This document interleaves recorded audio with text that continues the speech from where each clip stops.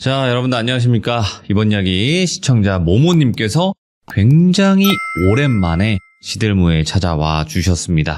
오늘 모모님의 이야기 바로 만나보도록 할게요. 네. 아이고, 모모님 안녕하세요. 아유, 반갑습니다. 네, 굉장히 오랜만에 뵙습니다. 이 목소리를 듣다니요. 아유, 그러게요. 네, 아이고, 그동안 또 많이 바쁘셨죠? 아유, 매우 공사다망하였습니다. 자, 그래도 이렇게 다시 찾아와 주셔서 너무너무 감사드립니다. 네네네. 네. 감사합니다. 근데 여러분들 오해하시는 분들이 계시지만 이제 성동일 그분이 아니에요. 이제 이분은 모모님이시죠, 그죠? 네. 성동이 맞습니다. 대부분은 아니라고 하시는데 또 맞다고 해주시면 혹시라도 진짜구나 이렇게 하시는 분들이 계셔가지고 아니라는 점은 다시 한번 말씀드리도록 할게요. 자, 네네. 그러면 일단은 오늘 해주실 이야기는 직접 겪었던 이야기가 될까요? 예, 맞습니다. 알겠습니다. 직접 겪었고, 좀 충격적이고, 또 이제 인생에 대해서 다시 한번 생각하게 된 계기가 됐던 이야기입니다. 알겠습니다. 그러면 바로 출발을 해보도록 할게요. 렛츠고! 길이실까요? 모모죠? 예, 모모입니다.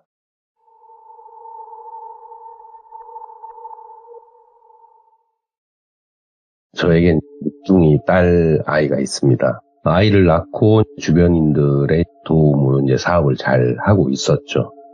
그게 이제 부모님이 돌아가신 지 얼마 되지 않아서 낳은 아이라 슬픔 뒤에 온 행복이라서 그런지 그 어떤 것보다 소중했고, 네. 그 누구보다도 몇 갑절 충만한 나날들을 좀 보내고 있었죠. 예. 그래서 아마 제 생각에는 그때 당시에는 이 행복이 영원하길 바라는 마음에 저는 이제 단명하신 부모님들의 내 아이가 전철을 밟지 않게 하기 위해서 그 아이의 이름을 미리 이제 지어둔 상태에서 아이의 정상적인 이름을 부르지 않고 보통 그 아호나 아명을 부르잖아요. 그래서 맨 끝에 이름을 이제 똥이라는 이름을 붙였거든요. 그래서 아이가 뱃속에 있을 때부터 태어나서 성장한 지금까지 저는 단 한순간도 제 아이의 본명을 불러본 적이 없거든요. 뭐 다똥이 오늘 어땠어? 막 이렇게 얘기를 하곤 했거든요. 그 아이가 싫어한다면 그만하려고 했는데 여전히 그렇게 불려지는 걸 좋아하더라고요.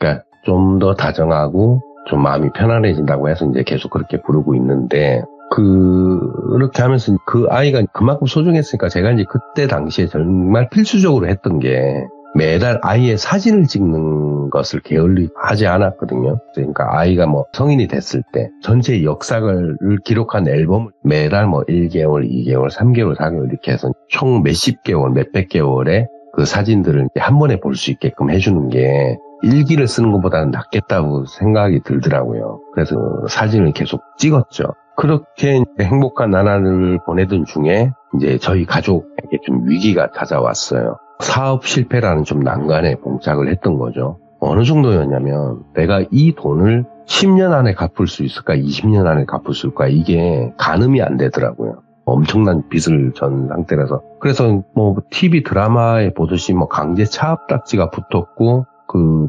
집행하는 분들이 집에 찾아오고 뭐 문을 강제로 개방을 하고 막 이게 난리가 아니었었거든요. 아이한테도 아내한테도 너무 미안한 상황이었고 결국엔 우리 가족은 눈물을 머금고 그 집을 나와서 지은 지 한 20년인가 30년 되는 아파트에 들어가게 됐는데 그게 5층짜리 아파트였는데 엘리베이터가 없었어요. 그리고 저희는 5층이 제일 싸길래 이제 5층으로 들어갔죠. 그래서 맨 꼭대기 층으로 이사를 하니까 뭐 수압도 문제였고 뭐 계단 오르내리는 것도 문제였고 그때는 뭐 사는 게 아니었죠. 그래서 정신을 놓고 말고의 여유도 없었어요. 사실은 제일 시급한 거는 내 가족이 고생하지 않는다라는 거. 그래서 닥치는 대로 내 전공이나 이런 걸 다 떠나서 무조건 일을 해야 된다는 거. 그러다 보니까 아이의 사진을 찍어주는 일들을 좀 잊은 채로 살았거든요. 네.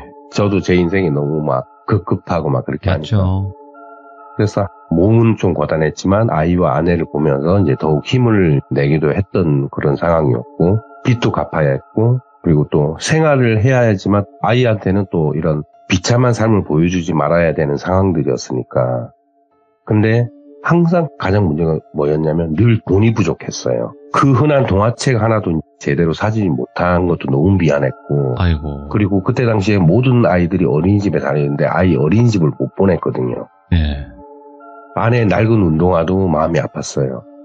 아내 생일이 됐는데 선물을 해줘야 되는데 아내한테는 선물 어떻게 해줄까 돈도 없는데 하다가 이제 버스비와 점심을 굶어가면서 돈을 모아서 생일날 운동화를 좀 사주긴 했는데 결국에는 문제가 뭐였냐면 아이가 누려야 할 것들. 네. 왜 성인들은 좀 버틸 수 있는 힘들이란 게 있잖아요. 그래서 저녁마다 했던 게 이제 제 기억 속에 있는 동화를 위원으로 풀어주는 것밖에 없었거든요. 그러니까 책은 없으니까. 하지만 그것도 이제 사실은 뭐 그 스토리가 좀 미천이 드러나면 더 이상 해줄 얘기가 없잖아요.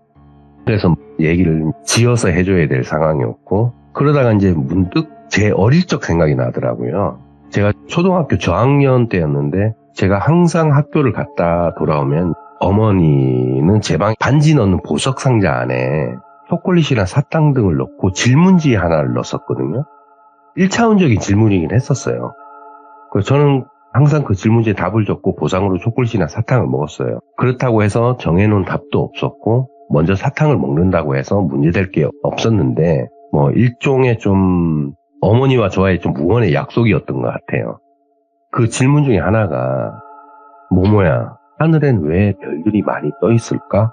이 질문지가 저는 기억이 나더라고요. 그래서 답은 이제 뭐 과학적 접근이든 상상력을 동원한 답이든 뭐 상관은 없었는데 그때 제가 적은 답을 좀 기억을 해냈어요. 이제 아이한테 얘기를 해주기 위해서. 그래서 그 하늘에 밤마다 수많은 별들이 떠 있는 게 햇님이 집에 들어가기 전에 사람들 위해서 남겨놓은 발자국이라고 이렇게 답을 적은 거예요. 사람들이 길을 잘 찾아가라고. 그걸 토대로 이제 아이한테 마치 동화처럼 지어서 얘기를 해줬어요. 그래서 그 내용이 뭐였냐면 매일 밤 달님이 밤하늘을 밝히러 나오며 온통 어지럽게 흩어져 있는 별들을 보고는 투덜거리면서 청소를 하다가 범인을 잡아야겠다고 생각하고는 아침이 될 때까지 기다렸다가 그 발자국의 주인공인 햇님을 발견하고는 따지지만 햇님은 이제 사람들이 길을 잃을까봐 일부러 그렇게 발자국을 남겨놓았다라는 말에 달님은 자신이 짧았던 생각을 원망하면서 매일 햇님에게 사과를 했고 낮에도 이제 달이 보이는 이유가 맨날 사과를 하기 위해서 그렇게 달님이 옆에 떠 있는 거다. 네네. 라는 얘기를 했으니까 아이가 너무 좋아하는 거예요. 그 얘기를. 그 다똥이는 매일매일 그 얘기를 반복하면서 들으려고 했어요. 단 하루도 그러지 않고 이제 그 동화를 그 말도 안 되는 동화를 계속 들으려고 하더라고요.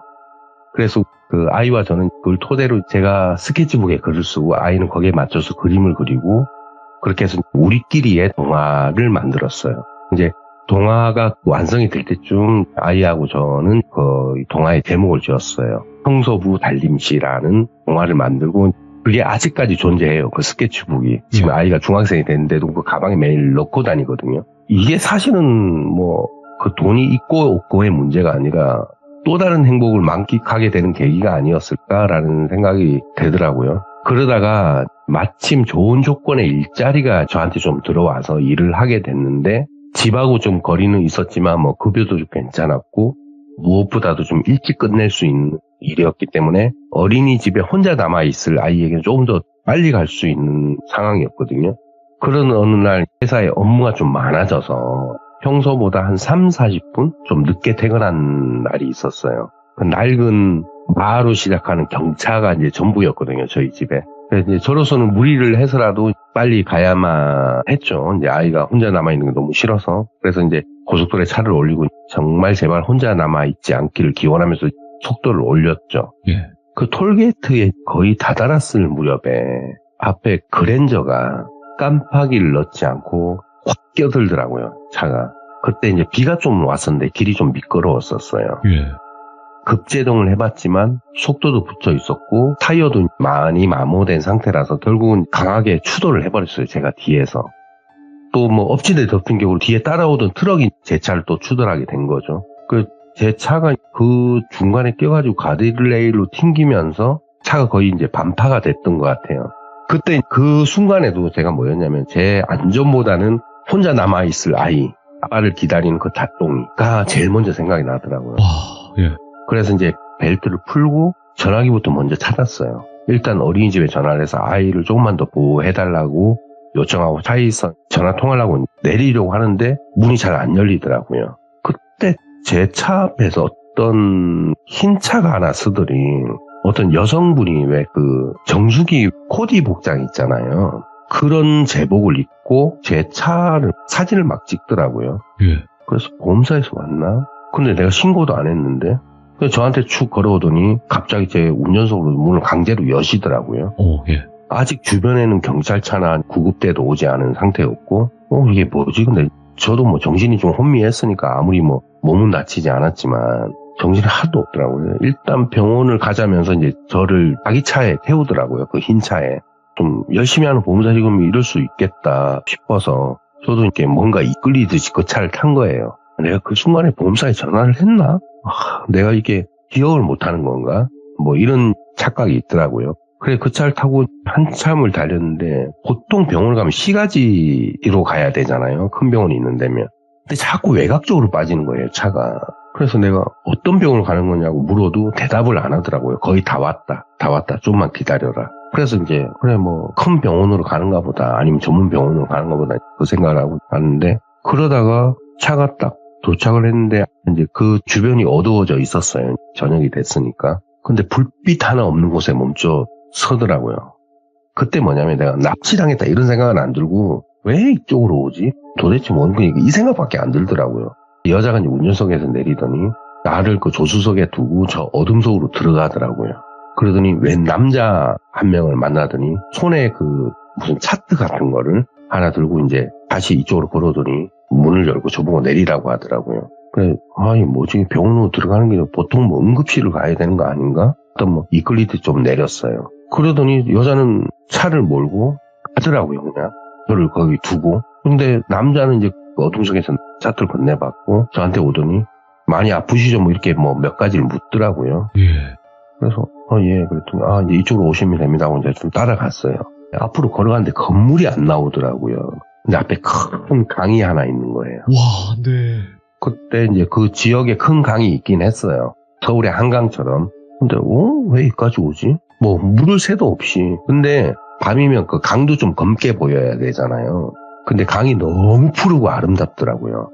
파란색인데 에메랄드 빛인데 남자는 이제 저를 앞에 보이는 무슨 나룻배에 저를 태우더라고요. 그러더니 긴 장대 같은 노를 들더니 젓기 시작하더라고요.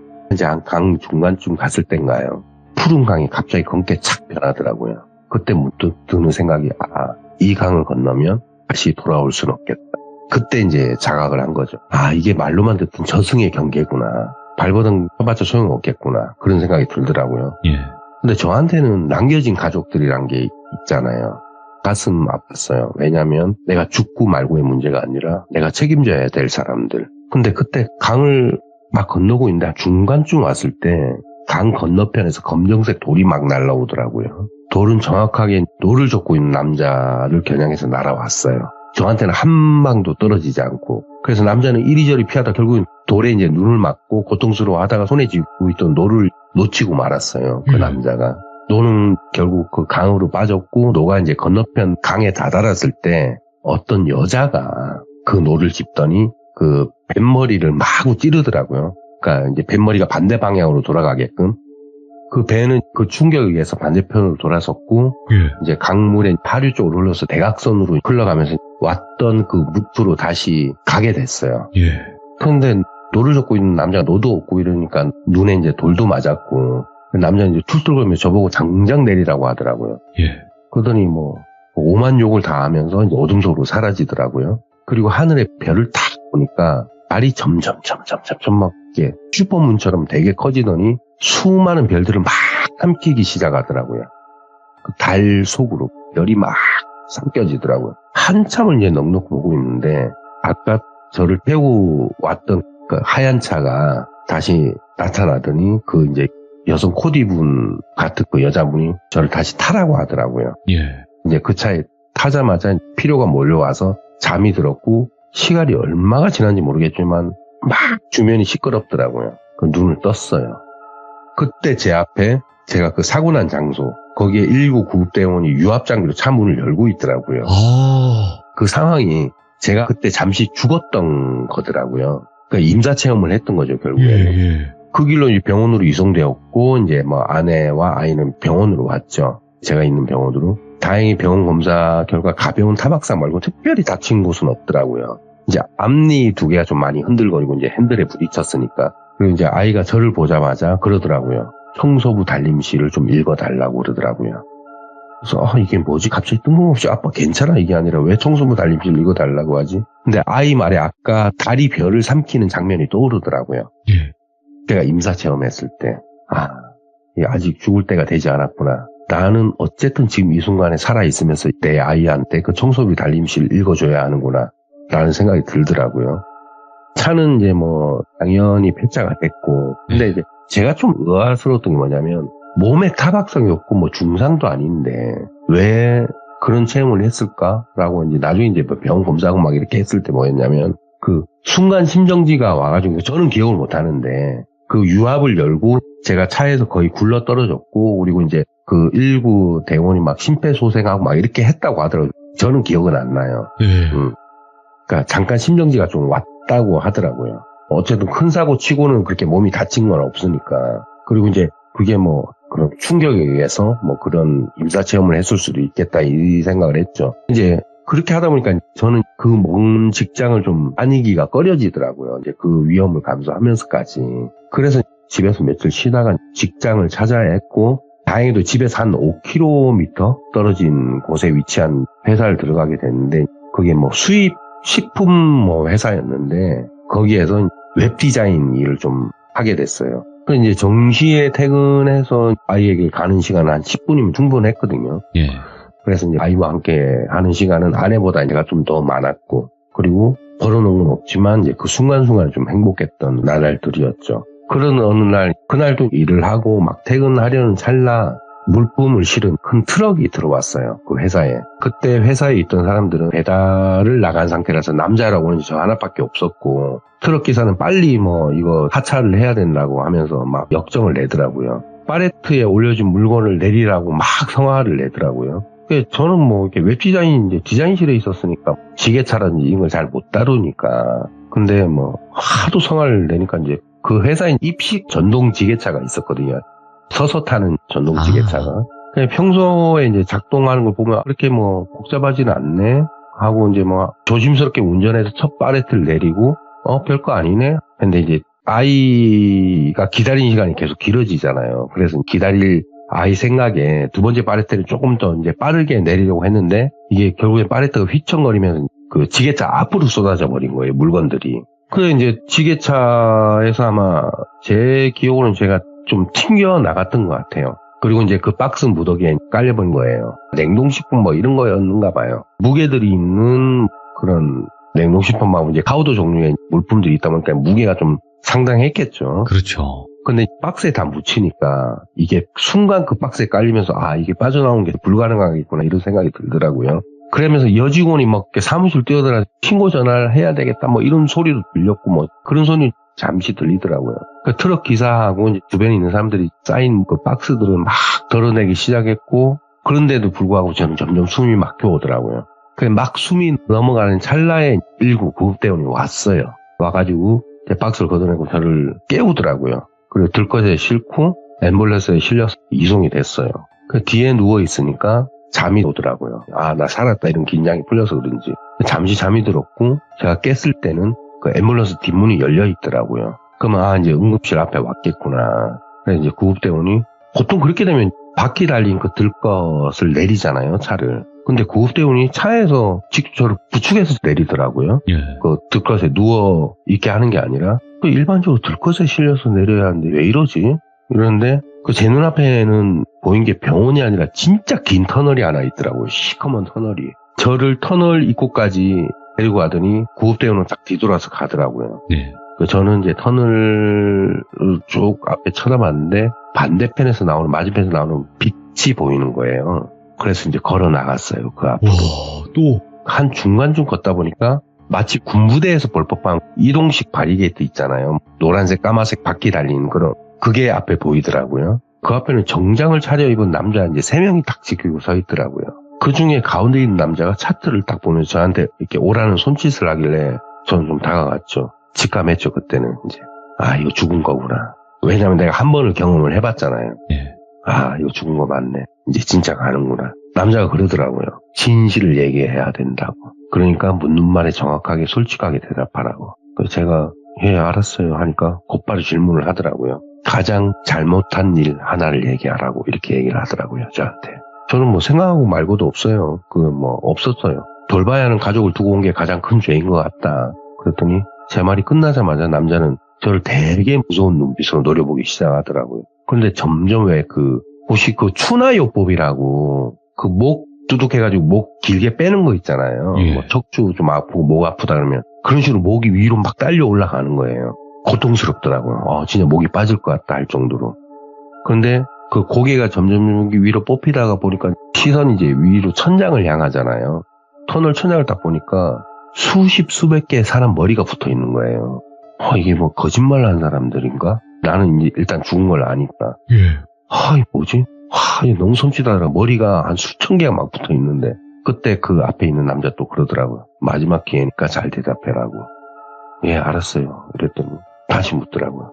가장 잘못한 일 하나를 솔직하게 대답하라고. 그래서 제가 이제 한 대답은 이게 솔직하게 얘기해야 되나 아니면 정말 이 사람 마음에 들게 얘기해야 되나라는 생각이 들더라고요.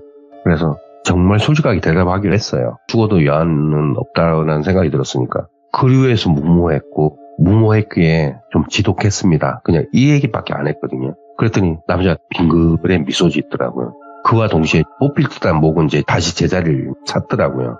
남자가 등을 돌리는데 제가 물었어요. 저 머리들이 뭐냐고. 그랬더니 원래 저승으로 가려면 생각과 기억을 다 지우고 가기 때문에 머리를 뽑고 간다는 거예요. 머리가 없어야지 생각과 기억이 다 없어진다고. 근데 너는 생각, 기억이 아직 남아있으니까 사는 거라고 돌아가라고 그러더라고요. 딱 등을 돌리자마자 아까 이제 저를 데리고 왔던 119 대원이 나타나더니 저를 차에 태우고 왔던 길을 다시 되돌아가는 거예요. 저는 그 순간에 또 졸음이 밀려오더라고요. 그래서 결국엔 잠이 들었어요. 제가 눈을 딱 떴을 때 누군가 제 가슴을 누르면서 심폐소생술을 하고 있더라고요. 그게 병원 응급실이었었어요. 정신 차리고 나니까 이제 다똥이가 제 옆에 와 있더라고요. 그 딸아이가. 그러면서 하는 말이 뭐였냐면 아빠 나 목이 빠지게 기다렸어 이러더라고요. 나는 목이 빠지고 말았는데 거기에서 아이러니했죠. 제가 목이 빠질 듯한 임사체험을 한 후에도 아이도 그 말 하니까 정말 만감이 교차하더라고요. 이제 저는 그렇게 2번의 임사체험을 한 거죠. 예. 또 그때도 큰 외상은 없었어요. 그러니까 이제 뭐 박스에 긁힌 거 이런 것밖에 없다. 얼마 안 있다 이제 퇴원을 했어요. 그리고 다시 일상으로 돌아갔죠. 그리고 저는 이제 늘 퇴근을 하고 나면 아이에게로 가서 같이 버스를 타고 오긴 했으니까 참고로 우리 그 차는 어쨌든 반파가 됐잖아요. 그래가지고 폐차를 했고 그리고 이제 아이가 다니던 어린이집 후원 차량은 저희 집 쪽으로 오는 노선이 없었기 때문에 아이와 버스를 타거나 또 그 다음에 중고차를 하나 구하긴 했는데 아내가 출퇴근한다고 계속 타고 다녔으니까 그래서 하루는 뭐 여느 때와 마찬가지로 퇴근을 하고 아이한테 갔어요. 아이는 하원을 했고 저와 함께 버스를 타려고 버스 정류장 갔는데 이 버스를 기다리다 보니까 회사에서 지갑을 안 가져온 거예요. 그 회사는 자물쇠 잠겨 있는 게 분명했기에 이제 사장님한테 전화를 했더니 다른 곳에 가는 중이시더라고요, 사장님이. 이제 사무실로 갈 수가 없잖아요. 그래서 하는 수 없이 다통아 오늘 아빠랑 좀 걸을까 이랬어요. 거리가 한 5km 정도 됐었거든요. 예. 일단 집에 가야 했기에 다통아 아빠 우바할래? 이랬어요. 그러니까 뭐 다통이는 신이 나서 네 이렇게 하고 이제 제 등에 업혔죠. 근데 그때가 좀 찌는 듯한 여름이었거든요. 더위를 뚫고 한 1km를 걸었어요. 예. 땀은 비 오듯이 흘려내렸고 등에는 아이가 엎인 채라 뭐 두말할 것도 없었고요. 그런데 갑자기 다통이가 이러는 거예요. 아빠 땀나? 많이 더워? 이렇게 얘기하는 거예요. 그러면서 제 얼굴에 흐르는 땀을 그 조그만 손으로 이렇게 연신 닦아주는 거예요. 다통이가. 그때가 아마 애가 4살인가 5살인가 그랬던 것 같아요. 이제 그 순간 왠지 모르겠지만 찡한 게 눈물 같은 땀이 이제 범벅이 돼서 흘러내리더라고요. 좀 고맙기도 하고 또 지금 이게 좀 처량하기도 하고 뭐 이래서. 근데 지나가는 사람들이 그 모습을 보면서 이상한 눈치를 보는 거예요. 저는 울고 있고 애는 막 계속 땀 닦아주고 얼마나 이게 좀 일반적인 장면은 아니잖아요. 이제 그 한 상황에서 한층 더 드라마 같은 상황을 만들어주는 게 푸드득 갑자기 소나기가 탁 내리는 거예요. 뭐 다통이는 워낙 물을 좋아하는 아이기 때문에 뭐 비다 아빠 비 뭐 비와 뭐 이렇게 하는 거에 등이 엎여서 나는 죽겠는데. 그래서 저는 이제 아이 말을 뒤로 한 채 근처 슈퍼 천막 밑으로 몸을 피했고 비를 그치길 기다려야 했죠. 근데 이제 아이가 어린이집에서 가져온 간식이 있잖아요. 다 안 먹고 온 간식이 있어서 먹으면서 아빠 줄까? 뭐 이렇게 하더라고요. 그래서 아유 뭐 닭똥이 많이 먹어. 아빠는 배불러. 그러다가 이가 좀 그쳤어요. 그리고 이제 아이를 업다가 걷다가 집에까지 도착하니까 거의 2시간이 소요되더라고요. 혼자 걸은 게 아니기 때문에. 그날 아이도 저도 지쳤는지 일찍 잠이 들었고 다음날 같은 일상이 반복되면서 출근했는데 이게 온몸에 근육통이 생긴 거예요. 근데 이게 아이러니한 게 그 근육통이 기분 나쁘지가 않더라고요. 마치 그 무더운 여름에 닷덩이와 뭐 이렇게 여행을 한 느낌이랄까? 그래서 저는 그 근육통을 좀 기분 좋은 근육통, 아프긴 하지만 되게 기분 좋은 근육통이더라고요. 그리고 이제 그해 겨울에는 우리는 좀 더 나은 차, 낡은 중고차 한 대를 또 장만을 했어요. 그리고 어느 날 아이를 데리러 가는 중 문득 든 생각이 있더라고요. 네. 매달 아이 사진을 찍던 일을 게을리한 거. 맨날 내가 힘들고 바쁘다는 핑계로 게을리한 거. 그래서 생각을 했죠. 지난 나날들을 사진으로 남길 수는 없지만 일기로는 남길 수 있겠다. 그것도 서면이 아닌 육성으로 쓰는 일기는 아이가 매일매일 들을 수 있겠다. 왜 읽는 거는 우리가 좀 지루해서 다음에 읽지 하고 처박아 두는데 그 육성으로 들리는 건 이렇게 그리우면 자주자주 듣긴 하잖아요. 그쵸. 목소리도 담겨 있는 거니까. 네. 저는 그 2번의 저승의 문턱에서 저를 구해준 게 아이가 아니었나라는 걸 확신하면서 예. 감사한 마음으로 매일 녹음을 하게 됐어요. 네. 이제 제가 오늘 말씀드린 거는 뭐 돌비의 공포라이 때문에 무섭고 뭐 이런 걸 떠나서 임사 체험을 하면서 결국은 나를 살려준 사람에 대해서 그리고 내가 죽지 않음에 대해서 누군가에 의지할 대상 그리고 책임져야 할 대상이 있으면 굳이 죽을 이유는 없고 그리고 또 거기에서 죽는 경우가 생기더라도 다시 살 수 있는 기회는 생길 것이다라는 걸 이렇게 말씀드리고 이 이야기를 좀 끝내고자 합니다. 정말 부모라면 다들 공감하시고 그리고 또 누군가의 자녀라면 다들 공감하실 그럴 내용이 아닌가 생각이 들어요. 그리고 지금 또 따님 듣고 계실지 모르겠어요, 이거를. 예, 옆에 같이 있어요, 지금. 옆에 또 계시는군요. 아이고. 부모님의 또 자녀분으로서 아버지가 이렇게까지 생각을 했다라는 거를 조금이나마 아셨으면 좋겠고 앞으로 가족 모두가 행복해지는 그날까지 모모님은 계속 달릴 겁니다. 맞죠? 예, 맞습니다. 네, 감사드립니다. 모모님 고맙습니다. 예, 감사합니다. 네. 아주 먹먹하면서 많은 생각이 들게 하는 이야기였어요. 임상체험 이야기도 분명히 섞여 있었지만 그래도 따님과의 애절한 이야기가 같이 녹아져 있는 그런 이야기가 아니었나 생각을 합니다. 저는 시들물을 굉장히 좋아하는 게 뭐냐면 그냥 단순 자극적이고 무서운 이야기만 있는 게 아니라 이렇게 사람 사는 이야기, 내 이야기, 그리고 타인의 이야기를 들어볼 수 있는 시간이라서 더 좋은 것 같습니다. 시청해주신 모든 분들 감사드립니다. 고맙습니다.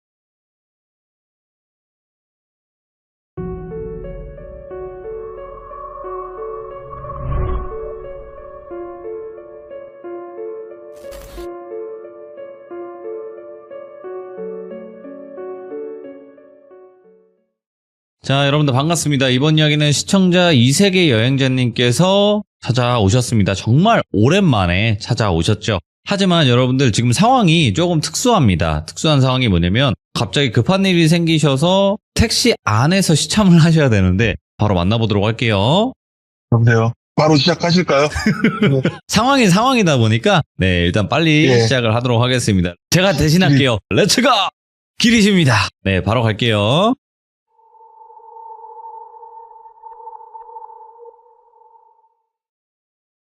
일단 이 이야기를 해준 건 이제 기자인 친구예요. 기자인 친구가 자기가 되게 개인적으로 이거 너무 호기심이 생겼다 해서 저한테 물어봤던 거예요. 갑자기 어느 날 저한테 와서 너 똘순이랑 진짜 연락 안 되냐고, 자기 똘순이한테 지금 너무 물어보고 싶은 게 생겼다고. 네. 그래서 나 걔랑 연락 안 된다 뭐냐 해서 듣게 된 이야기인데, 이 이야기의 주인공이 갑돌이라고 할게요. 예. 이 갑돌이가 학교 다닐 때, 그러니까 진짜 정확한 시기 모르는데 중고등학교 때인 것 같아요. 이 청소년기에 갑돌이네 반에 을비라는 애가 전학을 온 거예요. 근데 이 갑돌이가 다니는 학교는 지방에 있던 학교고 완전 깡촌은 아닌데 그냥 지방 도시 느낌? 이 지역에서 학교를 다니던 분인데 똘비라는 애가 이제 전학을 왔는데 똘비라는 애가 서울에서 살다가 할머니네 집으로 전학을 온 거였대요. 그러니까 친구들은 이제 대충 눈치를 채죠. 아, 그 서울에서 사업하던 집이 좀 힘들어졌구나. 그래서 얘가 이제 할머니네로 와 있는 거구나. 뭐 이렇게 생각을 했대요. 네. 그래서 더 신경 써주려고 하고 더 잘 적응하게. 근데 이 똘비가 너무 겉돌더래요. 약간 난 너희랑 달라. 이걸 좀 기본으로 깔고 있더래요. 그래서 다른 친구들은 되게 싫어하는데 이제 갑돌이가 나서서 막 그래도 잘 지내야지 뭐 약간 이런 분위기를 어떻게든 해보려고 나름 애썼대요. 담임이 반장이고 하니까 부탁한 것도 있고. 그래서 막 신경 쓰면서 하고 있는데 이 똘비는 자기 스스로 왕따가 되고 있는 거죠. 계속. 근데 어느 날 갑자기 정말 그냥 되게 싸가지 없고 공격적이던 애가 그냥 어느 날 갑자기 되게 착하게 굴더래요. 그래서 아 얘도 그냥 받아들이고 이제 적응하려나 보다. 그러고 나서 지내면서 담임 선생님이 어떤 서류 정리하는 걸 좀 시켜가지고 갑돌이가 혼자 하기 힘들 것 같아서 똘비한테 좀 같이 좀 도와달라 해서 교무실에서 서류를 정리하고 있었대요. 근데 이 똘비가 어떤 특정 서류를 보면서 뭘 좀 적는 느낌이 나더래요. 네? 그래서 얘 뭐 하지? 이러고 그냥 신경 안 썼대요. 사실 그때는. 그러고서 그냥 며칠 좀 지나서 약간 얘가 자기 책에다가 필기 같은 걸 쓰는데 B- 며칠 이렇게 돼 있더래요. 근데 이건 수험생이 아닌 이상 이걸 굳이 체크할 이유가 없잖아요, 사실. 그래갖고 뭐 저게 뭔 날인가? 뭐 그냥 그렇게 생각만 하고 있었는데 어느 날 이 똘비가 이제 자기 학년에 친구들 몇 명한테 자기네 집으로 초대를 했대요. 생일이라고. 그래갖고 한 7명, 8명한테 초대를 했는데 실질적으로 간 거는 갑돌이까지 5명이었대요. 그러니까 5명이 이제 가갖고 할머니가 이제 맞이해 주시고 그래갖고 그냥 할머니가 자기가 뭐 요새 젊은 애들은 뭐 좋아하는지 몰라서 나름대로 차린다고 차렸는데 입에 맞을지 모르겠다고 뭐 그러면서 되게 사근사근하게 잘 대해주시더래요. 그래서 아 뭐 감사합니다 잘 먹겠습니다 하는데 뭐 반찬이 되게 많더래요. 나물 반찬도 많고 고기 반찬도 있고 생선 반찬도 있고 국물도 이제 미역국에 소고기도 좀 들어가 있고 그래서 되게 맛있겠다 하고 있는데 막 밥을 집어먹고 있는데 갑돌이가 뭔가 미역국을 먹으려고 하는데 느낌이 되게 쎄하더래요. 그냥 정말 이게 남기면 좀 실례할 것 같은데라는 생각이 드는데 뭔가 먹으면 안 될 것 같다는 느낌이 자꾸 들더래요. 그래서 다른 애들 보니까 다른 애들은 그 A라는 친구가 한 명 더 있다 했었거든요. 이 A라는 친구를 빼고 나머지 3명이 엄청 미역국을 맛있게 먹더라는 거예요. 그리고 똘비를 보니까 똘비는 또 안 먹고 있더래요. 그래서 똘비야 너는 안 먹어? 이랬더니 아 맞다 내 거 밥이랑 국 좀 떠올게 이러고 이제 주방으로 가더래요. 그래서 옆에 있는 애한테 야 그거 맛있냐? 그러니까 맛있다고. 아 나 미역을 지금 못 먹는다고 해서 국을 바꿨대요. 그러니까 빈 그릇이랑 바꾼 거죠. 새 그릇을. 그러니까 A는 원래 국물을 잘 안 먹는데요 또. 그러니까 야 너는 내 거 먹어 하고 또 바꾼 거예요. 그 친구도. 그래가지고 그냥 그렇게 식사 자리가 끝났대요. 그리고 자기는 이제 집에 돌아왔고 해서 부모님이 오늘은 뭐 학교도 뭔 일 없었냐 그러니까 아 그 전학 온 애가 좀 겉돌다가 이제 좀 친해지고 싶은데 자기 생일이라고 친구들 다 초대했다. 그래도 그냥 생일상 먹고 왔다 이러고 아 그러냐 잘했다 그리고 잘 적응하게 도와줘라. 왜냐면 서울에서 사업하는 집의 아들이 시골로 할머니 댁으로 전학을 왔다는 건 네. 뭔가 집에 안 좋은 일이 있는 거니까 친해지지 말고 그냥 잘 도와줘라 뭐 약간 이런 분위기였대요. 그리고 나서 그 주에 그 갑돌이의 할머니한테 전화가 오더래요. 그리고 아버지한테 엄청 뭐라 하시더래요. 그러니까 아버지가 와서 너 생일 때 뭐 먹었냐. 네. 그러니까 그 집 할머니가 차려준 생일상을 먹었다. 생일상 메뉴가 뭐 올라가 있디? 이렇게 물어봤대요. 그러니까 뭐 생일상 메뉴하고 뭐 자기가 먹었던 생각나는 반찬들 뭐 이런 것들 다 말했는데 그 아버지가 할머니한테 그대로 전달했대요. 그러니까 할머니가 전화로 읽고 있다가 갑돌이 제 할미 집으로 보내라고. 그래서 나 그럼 학교는 어떻게 하냐. 일단 학교에다 말을 해둘 테니까 할머니 집으로 가라. 그래서 할머니 집으로 갔대요. 그리고 자기는 이제 학교 좀 쉬니까 좋잖아요. 어린 나이에. 그래서 이제 할머니 집 가서 놀 생각에 막 신나서 갔는데 할머니가 근데 그때가 이제 연말이 거의 다 될 때쯤이었긴 해가지고 내년 설까지 할머니 집에 있으라고. 그리고 이 집 대문 밖으로 절대 나가지 말라고. 그리고 그 당시에는 이제 핸드폰이 학생들이 갖고 있지 않는 시대라서 삐삐 할미 주고 컴퓨터 뭐 PC 통신 이런 거 할 생각 하지 말고 그냥 그렇게 하라는 거예요. 그래서 아니 할머니가 왜 그러실까? 네. 그리고 자기 너무 심심하잖아요, 어린 나이에. 그래서 그럼 엄마 아빠랑 전화도 하면 안 되냐? 하지 마라. 하면 안 된다. 그리고 니네 아빠가 어렸을 때 읽던 책들 있으니까 이거 읽으면서 시간 보내라. 그리고 할머니가 나한테 오냐오냐 해주고 맛있는 거 다 해주고 내가 놀러 가자면 다 놀러 가게 해주시던 분인데 갑자기 왜 이렇게 강경하게 나를 가둬두실까 막 이런 생각을 하고 있던 와중에 할머니 친구분이라는 어떤 할아버지 분이 오시더래요. 그 할아버지 분이 오시더니 장기나 뭐 바둑 둘 줄 아냐고. 그래갖고 바둑은 못 두고 장기는 둘 줄 안다. 그럼 이 할애비랑 장기나 좀 두자고. 그래서 그냥 장기를 뒀대요. 예. 근데 할아버지가 뭐라고 혼자 중얼중얼 하는데 뭔 말인지 모르겠고 그냥 이 할아버지는 참 생각할 때 중얼중얼 많이 하신다 혼자. 그런 생각으로 이제 장기를 막 두고 있는데 그렇게 시간이 그냥 막 흘러갔대요. 그러다가 할아버지는 이제 매일 오는 건 아니고 한 번씩 와서 장기 두자면서 혼자 또 중얼중얼 하고 그렇게 진짜 답답한데 감옥에 갇힌 느낌으로 어찌 해갖고 설이 딱 된 거예요. 그러니까 음력으로 1월 1일이 딱 된 거예요. 그러니까 할머니가 이제 용돈을 되게 많이 주시면서 이제 집에 가도 된다 했다고. 그러니까 할머니가 무슨 일이냐. 나 솔직히 할머니한테 이번에 너무 답답하고 서운하고 좀 그렇다 했더니 할미가 지금은 말 못해주고 나중에 다 말해주겠다. 걱정하지 마라. 일단 이 할미 믿고 집에 가라고. 그래서 그 아빠랑 엄마가 이제 설날 겸 해서 온 거죠. 그리고 와서 데리고 갔대요. 그 집에서 이제 오랜만에 친구들이 있는 데로 왔으니까 친구들 만나서 이제 용돈도 두둑히 받았겠다. 네. 또 뭐 놀러도 가고 그러고 있던 와중에 이제 3월 보통 2일 되면 새학기가 시작이 되죠. 새학기가 딱 시작되는 날 교실에 딱 갔는데 그 반에 그 똘비가 있었대요.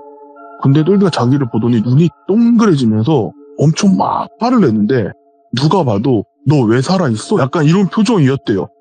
그러면서 뭐지? 내가 뭐 잘못한 게 있나 하면서 막 화를 내면서 너 왜 살아있냐고 막 소리를 지르더래요. 사람들이 다 쳐다볼 거 아니에요? 그러니까 뭔 소리야 이러는데 막 책상을 엎으면서까지 막 화를 내더래요. 너 왜 살아있냐면서. 그러더니 와갖고 막 멱살 잡고 막 흔들면서 너 왜 지금 살아있냐고. 그러니까 아니 뭔 소리냐고. 내가 뭐 죽어야 되냐고. 그리고 빡 뿌리쳤는데 갑자기 그 학생들이 쓰는 커터칼 있죠. 그걸로 갑돌이를 찔렀대요.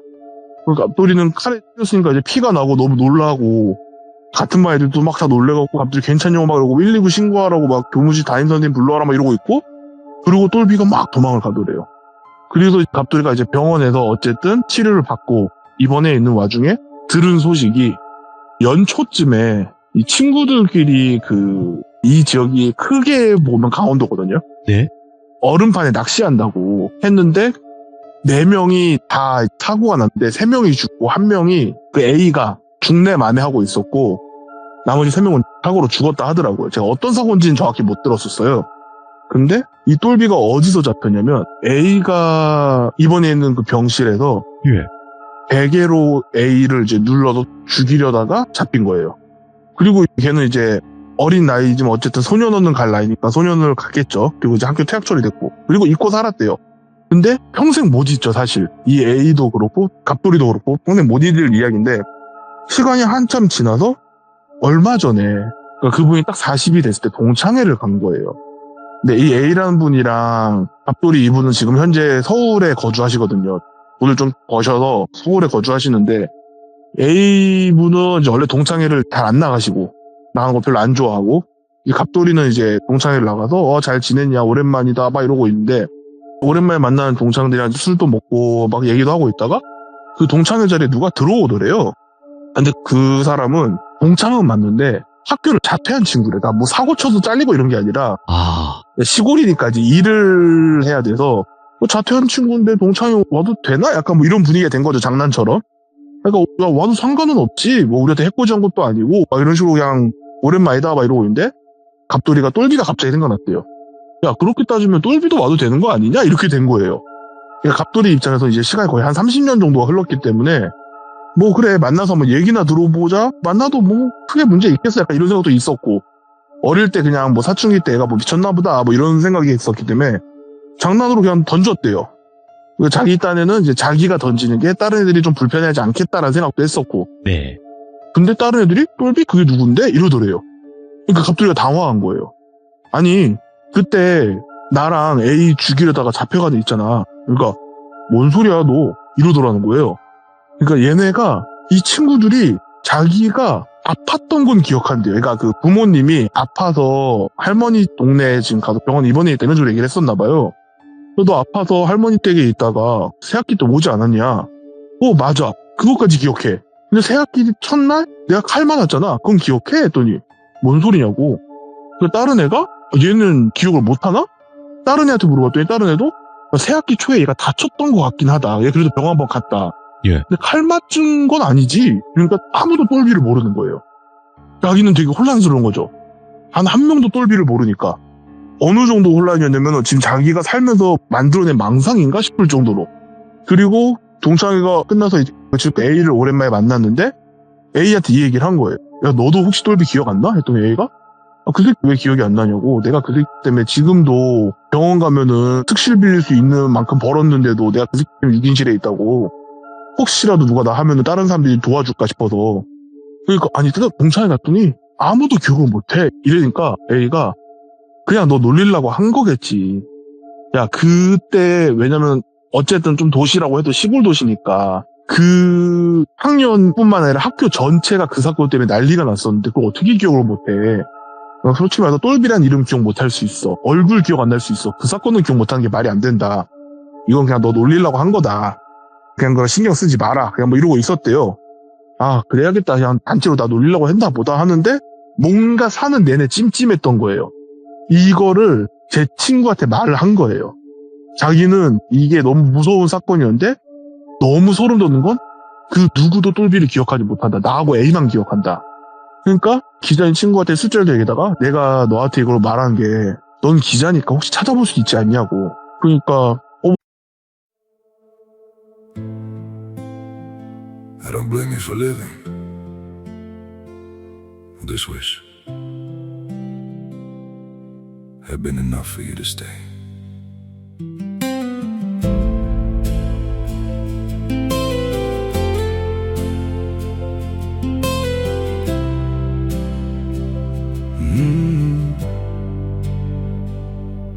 I saw it coming in the way you changed, in the silence between your words. Every I'm fine felt heavier than truth, like something breaking unheard. I tried to fix what I didn't understand, held on tighter as you slipped away. But love can't grow where it's already gone. 친한 형님이기도 하고 평상시에 이런 부탁하는 사람도 아니고 또 뭐 부탁 하나 들어줘서 나중에 자기가 도움이 필요할 때 도와줄 수 있는 사람이고 알겠다 하고 자기 나름대로 이제 수소문을 한 거예요. 막 수소문을 해갖고 똘비라는 이름이 없는 거예요. 내가 똘비라는 이름이 있는데 어느 순간 모든 생활 흔적이 없어졌어요. 그리고 자기는 이제 약간 기자로서의 그 엄청난 승부욕이 불타면서 궁금해진 거죠. 그러니까 기사화할 수는 없어요. 어쨌든 이 사건은 기사화는 이미 됐을 거니까 그 당시에. 근데 너무 개인적인 호기심이 끌어오른 거예요. 그래서 일 다 제쳐두고 막 찾았대요. 그래갖고 결국엔 찾았대요. 이름을 이 똘비가 개명을 했었대요. 결국엔 찾아냈대요. 그래서 전화를 했대요. 그래갖고 그 혹시 30년 전쯤에 이런 사건에 그 똘비 씨 맞지 않냐? 그 신뢰가 안 되면은 그 사건에 대해서 인터뷰를 좀 하고 싶다. 근데 보통 이런 말을 하면 대체적으로 가해자들은 할 말 없다고, 하기 싫다고, 되게 불쾌하다 주로 막 끊거나 연락 잠수타고 막 그래갖고 했는데 오히려 되게 그 사건을 어떻게 하냐고 엄청 반가워하면서 빨리 오라고 다 얘기해준다고 이런 식으로 얘기를 하더래요. 이거 진짜 되게 의외네? 자기가 기자 생활한 지 오래되진 않았지만 이런 경우는 또 처음이네? 피해자들은 억울해도 말하고 싶어 하는데 가해자가 이렇게 말하고 싶어 하는 경우는 처음인 거예요. 이 친구한테는. 그래서 이제 가갖고 얘기를 쭉 들어보는데 혼자 살고 있더래요. 그래갖고 뭐 지금은 혼자 지냐니까 와이프도 있고 자식이 둘이나 있다고. 와이프랑 딸 둘이 있고 자기 지금 혼자 살고 있다고. 그 뭐 좀 뭐 별거 중이신 거냐? 그러니까 뭐 그렇게 됐다.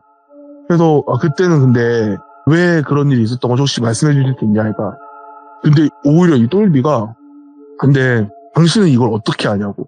이거는 분명히 있었던 일인데 세상에 존재하지 않는 일인데 어떻게 알고 있냐. 그러니까 자기도 이거를 흘러 들어서 개인적으로 너무 호기심이 생겨서 이게 찾아본 거다. 그래서 그러냐고. 그래서 내가 이 얘기를 누군가한테 할 수 있을 날이 올 줄은 상상도 못했다고. 그러면서 막 떠드는데 얘기를 들어보니까 이 똘비라는 애 집안이 이게 이 얘기에 대해서는 좀 불편해하실 수 있는 분들이 있는데 예. 너무 불편해하지 마시고 그냥 이야기니까 일제시대 당시에 뭐 나쁜 일본인도 있었지만 착한 일본인도 있었거든요. 네. 뭐 나쁜 조선인이 있고 착한 조선인이 있었듯이 그리고 옛날엔 또 이제 집송촌이 많았잖아요. 이 똘비네 집안에 조상 고조 할아버지쯤 되겠죠. 이때 이 집송촌에 살고 있는데 이 집안의 어떤 딸이 그 조선의 건설 노동 현장에 일하러 온 일본인 노동자랑 결혼을 한 거예요. 근데 그때 당시만 해도 이제 조선인들 대부분이 농사 짓던 사람들이고 이 사람은 이제 일본에서부터 건설 일을 했던 사람이라 조선에 와서 그냥 일을 하는 거죠. 그냥 돈을 버는 거죠. 그러다가 이제 성실한 모습에 그 여자분도 반해서 결혼을 한 거고 이분은 바로 일본으로 지금 돌아갈 생각이 없고 일을 더 할 생각이니까 이 집송촌에서 살게 된 거예요. 그러다가 어찌어찌 하다 보니 그냥 여기에 이제 자리를 잡고 살게 된 거예요. 그러고 나서 일본이 이제 무조건 항복을 했죠. 그리고 이제 일본인의 남은 재산을 처리하는 과정에서 한 푼도 못 돌려보낸다. 약간 이런 스탠스였었고 그래서 그거 문제도 이제 좀 부작용이 나오는데 이 부작용 중에 하나가 조선인들 중에도 착한 사람도 있지만 나쁜 사람도 있었잖아요. 이 나쁜 사람들이 그냥 자기네랑 같이 일하고 밥 먹고 살던 일본인을 악독한 일본인으로 몰고 같이 일하던 사람을 친일파로 몰아서 상금을 받는 사람들이 있던 거예요. 근데 그 부부가 그거의 피해자가 된 거예요. 이 집안 사람들이. 왜냐면 시골에서 다 농사 짓는 사람들이 벌어봤자 얼마나 벌겠어요. 그때 당시에. 근데 이 사람은 건설 현장에서 뭐 기술직으로 돈을 벌어서 재산을 많이 쌓은 거예요. 이 재산이 탐난 거예요. 그래서 마을 사람들이 그 남편을 약간 조선인을 착취한 나쁜 일본인으로 몰아서 죽이고 근데 그럼 와이프가 이제 반발할 거잖아요. 그러니까 이 여자분을 되게 막 좀 천박한 그런 쪽으로 몰아서 죽이고 그 과정에서 이제 아들도 죽이고 근데 문제는 그때 죽은 아들이 18인가 그랬대요. 예. 그때부터 이 집안에 이걸 주도한 사람이 그 똘비의 직계 조상이랬거든요. 그래서 그때부터 증조 할아버지고 할아버지고 아버지고 정해져 있진 않은데 남자 형제들 중에 누군가 18살에 죽었대요. 오. 뭔가 약간 이 집안 내에는 우리가 이제 저주를 받았다 생각하고 있는 거예요, 그냥. 근데 똘빈의 형이 18살 생일을 그냥 지나간 거예요. 그러면 자기잖아요. 자기는 형 하나 누나 하나 있는데 형은 네. 넘어갔으니 자기인 거잖아요. 그리고 그 할머니가 똘빈의 할머니가 아니라 그 무당을 한 명 고용해서 그 무당이 어떤 식으로 했냐면 얘가 그냥 버티다가 죽으면 예. 원한에 의해서 복수를 당하는 거지만 니네가 알아서 재물처럼 바치면 그 귀신이 그 악귀가 그 원혼이 이제 이걸 화를 좀 누그러뜨릴 수 있다. 이게 이 똘비의 할아버지 때부터 내려온 그렇게 좀 바뀌었대요, 분위기가. 그래도 보통 장손은 죽일 수 없으니까 둘째나 이런 사람들을 재물처럼 바쳐왔던 거예요, 사실상. 똘비는 이제 자기가 된 거죠. 그래서 할머니는 아니지만 무당을 할머니라고 하면서 시골에 끌려와서 자기 스스로 재물이 될 준비를 하고 있던 거예요. 똘비 입장에서는 너무 죽기가 싫은 거죠. 그러니까 이 무당한테 나름 이제 쇼부를 친 거예요. 우리 집에 돈 많다. 나 살면 당신 원하는 거 다 해주겠다. 나 살 방법만 말해달라. 그러니까 이 무당이 그러면 너랑 같은 나이에 너랑 같은 생일을 가진 사람들 최대한 모아라. 너 대신 갈 5명만 모으면 된다. 그러면 너 사는 동안 지장 없다. 그리고 7명을 초대했는데 자기가 같은 나이 학년에서 생일이 같은 달에 있는 애들 7명이 있길래 그 적었던 게 그 서류 정리하면서 개인 정보로 뭐 생일이 나오잖아요. 거기서 자기랑 같은 달에 생일 애들만 적은 거예요. 그리고 그게 7명이 있어서 7명한테 다 생일상이라고 초대를 했는데 5명만 왔고 이 5명이 다 먹어야 되거든요, 지금. 그리고 미역국에 자기 피를 섞은 거예요. 미역국 끓일 때 자기 피를 일부러 좀 넣어서 쉽게 말해서 자기를 데리러 올 귀신이 헷갈려하라고. 근데 2명이 안 먹은 거예요. 2명이 안 먹었는데 갑돌이의 할머니가 늘 약간 절 같은 데 가면 자기 손자 잘 되게 해달라고 기도를 하시던 분인데 네. 그날은 이제 기도를 하는데 부처 상 옆에 이제 다른 분들이 계시잖아요. 그 무섭게 네. 생기신 분들. 네. 그 무섭게 생기신 분이 자기한테 엄청 화를 내는 느낌 받았대요. 오. 그래서 평소에 알고 지내던 동네 이제 유명한 무당한테 내가 이런 일이 있었는데, 그러니까 무당이 네 손자 뭐 지금 잘못 건든 것 같다. 바로 전화해봐라 해서 확인해보니까 그 메뉴 반찬들이 생일상이라기보단, 그러니까 제사상은 자리가 딱 정해져 있어도 눈에 익잖아요. 그러니까 쉽게 말해서 이 반찬들만 다 모아두면 국물만 빼고 제사상인 거예요. 국물만 미역국이지 다 제사상이에요. 이 국물에는 그 똘비에 피가 섞여 있고. 그러니까 이제 이 국물을 먹은 애들이 헷갈리로 데리고 가라고. 근데 똘비가 이제 말하기를 자기는 근데 그날 이후로 18살 이후로 지금까지 살아있다. 네. 근데 내가 이걸 말하는 이유가 나 곧 죽을 것 같다. 그래서 말하는 거라고. 내가 죽기 전에 말할 사람이 생겨서 너무 기쁘다고. 그래도 뭐 그렇게 얘기를 마무리 짓고 왔는데 얘는 원래 이런 걸 잘 안 믿는데 네. 저번에 이제 똘순이 때문에 약간 겪은 건 있으니까 그렇지. 저한테 이제 전화를 한 거죠. 네. 혹시 너 똘순이랑 연락되냐? 그러니까 나 지금 연락 안 된다. 뭐 때문에 그러냐? 그러니까 자기가 이런 일이 있었다라고 저한테 말을 해줬는데 저는 이쪽에 뭐 전문가도 아니고 뭣도 아니잖아요. 근데 제가 이거를 딱 들으면서 나 이거 뭔지 알 것 같아 라고 한 이유가 제가 시참에서는 말한 적이 없는데 똘순이가 예전에 이거랑 비슷한 걸 얘기해 준 적이 있었어요. 예? 그러니까 그때 똘순이가 말해준 거는 저승차사는 죽었다 깨어나도 못 속인다.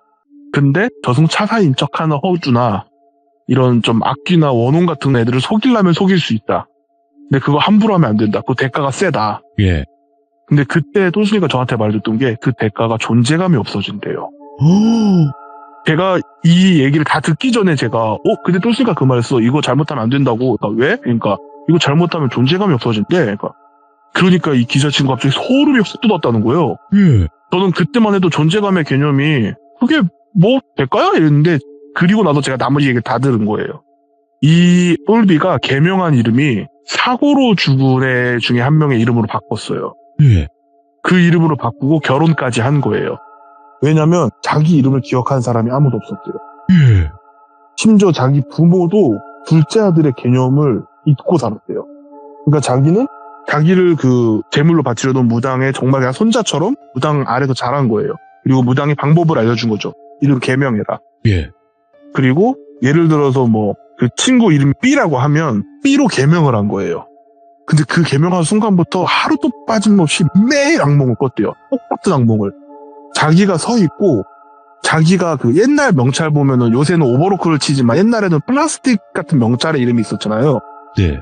명찰을 4개를 차고 있었대요. 자기가. 자기 이름 그리고 그때 사고로 죽은 3명의 명찰을 자기가 메고 있었대요. 예. 묶여 있었고 그리고 어떤 여자가 와서 뭐 낫으로 찍는다든가 돌로 머리를 깬다든가 아니면 뭐 목을 물어 뜯는다든가 맨날 이런 좀 끔찍한 방법으로 자기를 죽이는 꿈을 꿨대요. 근데 되게 무서운 게 이 귀신이 자기를 죽일 때마다 그 명찰에서 이름에 이제 획이 있잖아요. 그렇죠. 그게 하나씩 탁 사라진 게 아니라 조금씩 지우개로 지우는 것처럼 조금씩 지워지더래요. 그러면서 제일 아래에 있는 이름부터 다른 친구 이름 지워지고 또 다른 친구 이름 지워지고 또 다른 친구 이름 결국엔 다 지워지고 이제 자기 이름이 지워지기 시작하면서 되게 조금 남은 거예요. 네.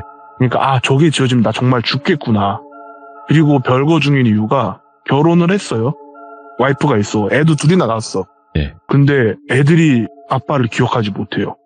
그리고 와이프도 남편의 존재를 못 느끼기 시작했대요. 그러니까 예. 어느 날 자기가 일 끝나고 집에 왔는데 딸들이 자기를 보고 아저씨는 누구세요? 가 나왔다는 거예요.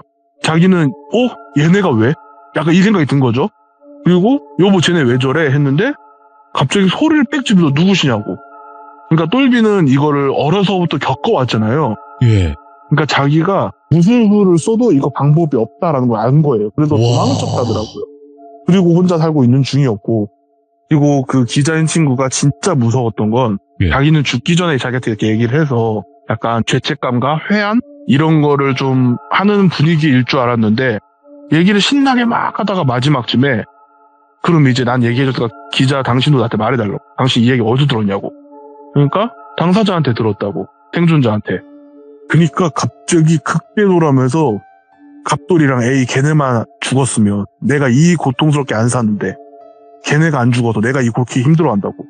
걔네 때문이라고. 예. 그러니까 죄책감이 아니라 원망을 하고 있었다더라고요. 그러니까 그걸 보면서 자기 살겠다고 지금 친구들 5명을 죽일라 했던 사람이 되게 좀 무서웠대요. 그러니까 자기는 여태까지 한 번도 느껴본 적 없는, 그러니까 인류애가 떨어지는 공포는 자기가 기자 생활하면서 너무 많이 봤지만 네. 익숙한데 자기한테는 사실 영화나 소설에나 나올 법한 오컬트적인 공포를 처음 느낀 거예요.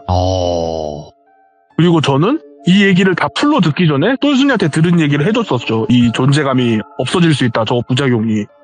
왜냐면은 귀신 입장에서 얘를 데리고 간 거예요. 다른 애를 속아서 데리고 간 것 뿐이지. 예. 그럼 얘는 세상에 존재하면 안 되는 거예요. 존재하지만. 그렇죠. 근데 이게 귀신의 저주는 아닐 것 같고 자연의 섭리인지 뭐 때문인지 모르겠는데 살아있는데 살아있는 애가 아니게 된대요. 존재감이 없어지기 시작한대요. 예. 그래서 이거 함부로 하면 안 되는 거라고. 제가 이 얘기를 원래 시참에서 할까 말까 했었는데 이게 딱히 무섭진 않았어요. 그냥 난 이게 신기했던 거지. 예. 그냥 그러고 살고 있다가 똘순이가 말한 이 귀신 속이기를 무섭다는 느낌은 안 받아 시참에서 한 적은 없었어요. 근데 기자인 친구가 이 얘기를 하니까 되게 무섭게 느껴진 거예요. 갑자기. 예. 그때만 해도 존재감이 없어진다라는 게 그냥 좀 사람이 기가 죽고 막 나를 따르려 하던 사람도 카리스마가 좀 없어진 이런 정도로 받아들였었는데 주변 사람들 모든 사람들이 자기를 기억을 못하는 거예요. 예. 그런 존재감이 사라진다는 게 저는 너무 무섭더라고요. 근데 맞아요. 왜냐면 우리가 아기가 태어나면 이름부터 짓잖아요. 그쵸. 그 자체만으로도 그냥 이 세상에 너라는 존재가 이제 있는 거야를 나타내는 거잖아요. 그쵸. 와, 그러니까 이 중요한 거 이름도. 그래서 저는 돌비님이 아까 주제 간단하게 해달라 했을 때 존재하지만 존재하지 않는 사람이라고 했었잖아요. 맞아, 딱이네. 사실 이거를 제가 예전에 예. 현실 공포에서 얘기한 적이 있었어요. 한번. 출생신고가 안 된 사람들이 있으니까. 네. 근데 얘는 영적인 개념으로 존재하지만 존재하지 않는 똘비에 대한 얘기를 들었었습니다. 엄청난 얘기네요, 진짜. 오늘 이세계 여행자님께서 존재하지만 존재하지 않는 사람에 관련된 아주 섬뜩한 이야기를 들고 와주셔서 다시 한번 감사드리고, 좀 자주 뵀으면 좋겠는데 항상 또 바쁘시기도 하고 그 타이밍이 맞지 않았었잖아요. 그쵸. 네, 자주 와주세요. 제가 또 이제 나중에 기회가 되면 그 똘순이가 저한테 이 귀신 속이기를 하면 안 된다고 말해줬던 사건에 대해서 한번 말을 하겠습니다. 알겠습니다. 아무튼 항상 건강하시기 아유, 바라겠습니다. 네. 돌비님도 건강 잘 챙기시길 바랍니다. 감사합니다. 네, 귀족분들 그러면 좋은 밤 되십시오. 고맙습니다. 네. 야, 이게 소름이, 그러니까 무서운 거 그런 개념이 아니라 또 다른 느낌으로 엄청난 소름을 줄 수 있는 그런 이야기이기도 했습니다.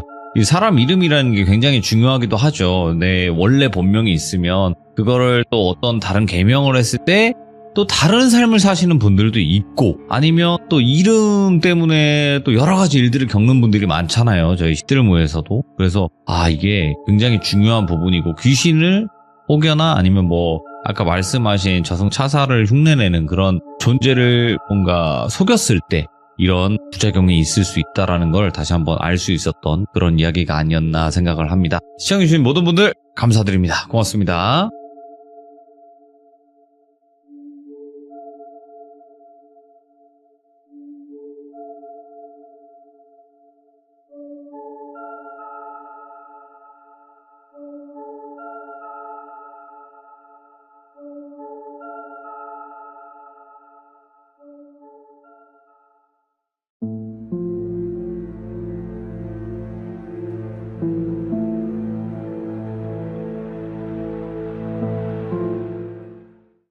자, 이번 이야기는 시청자 김 사장님께서 이야기를 들려주실 겁니다. 김 사장님께서 오늘 해주실 이야기 바로 같이 한번 들어보도록 하겠습니다.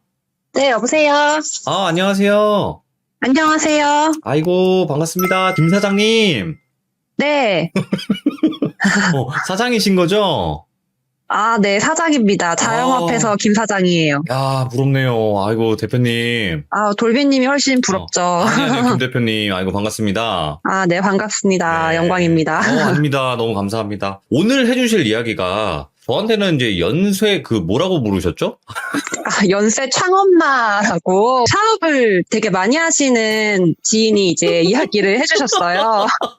창업을 했는데 또 창업을 하고 또 창업을 해서 연세 창업마라는 별명이 있으신 분입니다. 그러니까 창업을 되게 많이 하시는 분들을 요즘 연쇄 창업마라고 부르나 봐요. 모르겠어요. 저희 쪽에서는 유행하는 말인지 모르겠는데. 근데 연쇄 창업마 분이신 지인분께서 실제로 들려주셨던 그런 이야기인 것 같아요. 오늘 해주실 이야기가. 네. 어떤 이야기일지 좀 궁금하긴 하네요. 자, 그러면 김 사장님 바로 출발을 해보도록 하겠습니다. 렛츠가! 길이십니다. 길이십니다. 네. 예.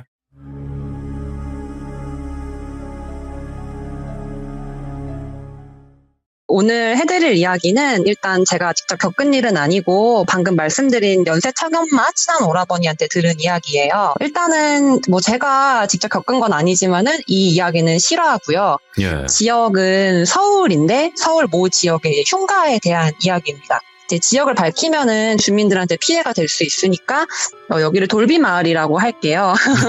네, 근데 돌비마을이 서울에서도 좀 오래된 동네 중에서도 또 특히 오래된 동네고 길이라던가 그런 데가 굉장히 낙후된 동네예요. 그래서 재개발 같은 거 이제 한다라는 얘기도 있고 좀 재개발을 해야 될 것 같은 그런 곳인데 이 연세창엄마 오라버니가 그 동네에서 좀 오래 살면서 되게 오랫동안 장사도 하고 그런 분이에요. 근데 오라버니가 지역에 좀 오래 살다 보니까 아무래도 그 지역에 대한 여러 가지 이야기도 많이 알고 재밌는 얘기도 많이 해주세요. 그리고 사업을 여러 개 하는 분이다 보니까 아는 분들도 되게 많아요. 근데 이 오빠가 어느 날은 이제 그 오빠 가게에서 친구들이 모여서 놀고 있는데 밤에 갑자기 너네 흉가 가볼래? 이런 이야기를 하는 거예요. 그래서 저도 이제 그분 뭐 가게나 그 동네에 놀러 다닌 지가 몇 년 됐는데 한 5, 6년 이상은 아는 분인데 처음 듣는 얘기인 거예요. 그래서 아니 오빠 이렇게 재밌는 얘기가 있으면은 진짜 빨리 해줬어야지 얼른 해달라 이래서 이야기를 졸라서 들었어요. 예.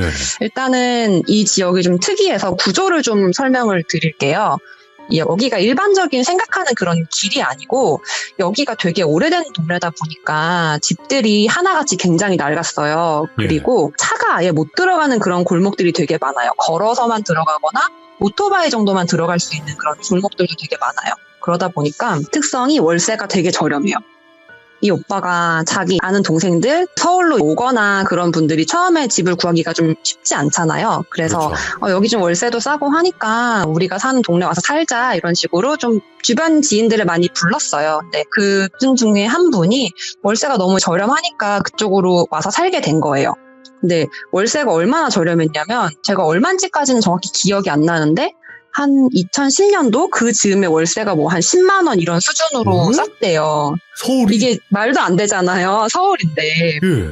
그리고 이게 10년 전이라고 해도 10만 원에 살 수 있는 집은 사실 없잖아요. 그러니까 굉장히 저렴하다라고 생각을 했고 그래서 집이 낡았지만 집은 조금 생각보다 큰 원룸이고 그래서 이 정도면 괜찮다. 되게 만족하면서 그 집에 들어가 살게 됐대요.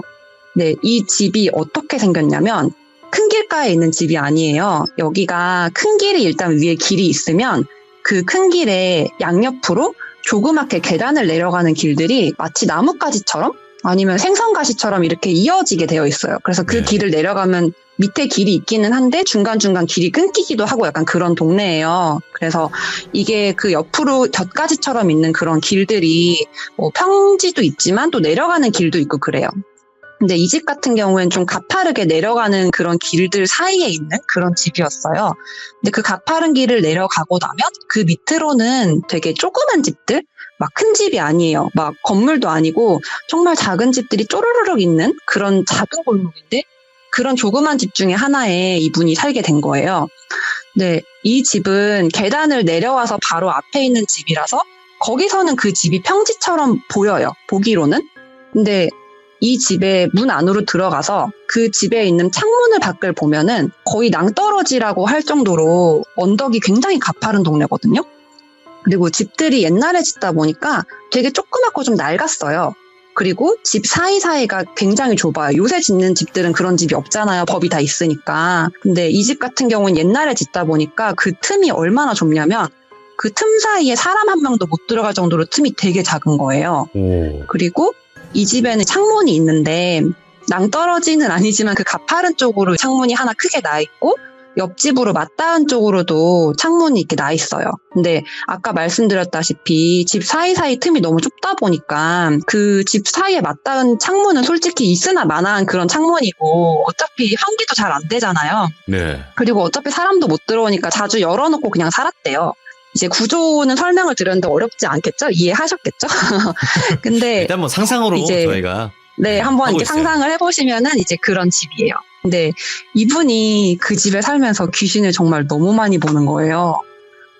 저는 이분이랑 친구는 아니라서 이분이 원래 뭐 귀신을 보는 분인지 아니면 원래 좀 신기가 있는지까지는 몰라요. 근데 이분이 남자분이고 기가 좀 센 분이에요. 운동도 하시고 되게 건강하신 그런 분인데 이분이 봤던 귀신들을 예로 들자면 예를 들어 바깥쪽이 낭떠러지 같은 데라 했잖아요. 사람이 뭐 서 있거나 그럴 수 없는 길도 없죠. 근데 바깥쪽에서 이렇게 그림자처럼 사람이 좀 보인다던가 아니면 바깥쪽에서 뭔가 사람이 얘기하는 소리가 들리는데 물론 울려서 들릴 수도 있겠죠. 근데 그런 일이 너무 많은 거예요. 아니면 이게 아까 전에 그 집 사이사이가 되게 좁아서 창문이 있으나 마나 하다고 말씀을 드렸잖아요. 근데 그 창문을 이렇게 그냥 무심코 봤는데 사람이 서 있는 거야. 이제 할아버지가 서 있었대요, 정확히는.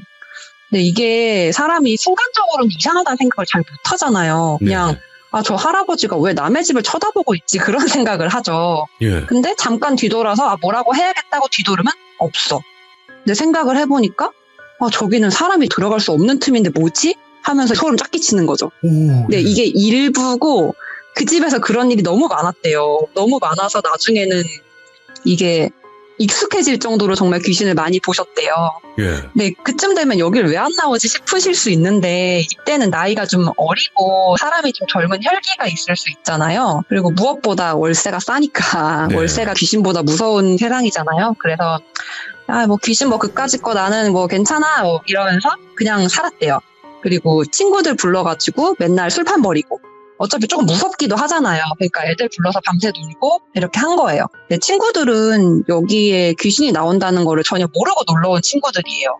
근데 다음 날이 되면은 친구들이 야 아까 창문에 누가 서서 여기 보더라 뭐냐? 라고 한다거나 아니면 야 저기 창문 닫아야 될 것 같다. 사람도 왔다 갔다 하더라. 말이 안 되잖아요.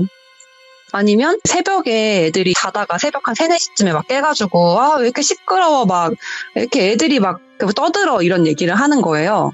근데 사실 애기 소리가 들릴 수 있죠. 동네니까 울려서 들릴 수도 있는데 이게 뭐가 이상하냐면 새벽 3, 4시에 애기들이 돌아다니거나 뛰어놀 수가 없잖아요. 그렇죠. 근데 그런 시간대에 애기들이 막 까르륵거리는 소리가 들린다던가 밖에 뛰어다니는 소리 들린다던가 막 그런 일들이 너무 많은 거예요.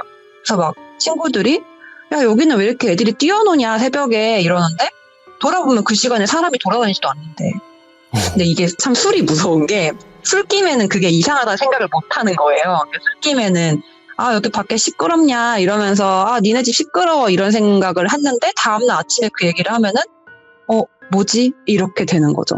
근데 어쨌든 그렇게 그냥 살았대요. 전 좀 신기해요. 왜냐면 저 같으면은 이게 아무리 싸도 무서워서 못 살았을 것 같아요. 무섭잖아요. 그렇죠. 네, 이분이 뭐 그런 것 같아요. 이제 남자분이시고 운동도 하고 체격도 크신 분이다 보니까 뭐 난 괜찮아. 뭐 나 해치기 하겠어.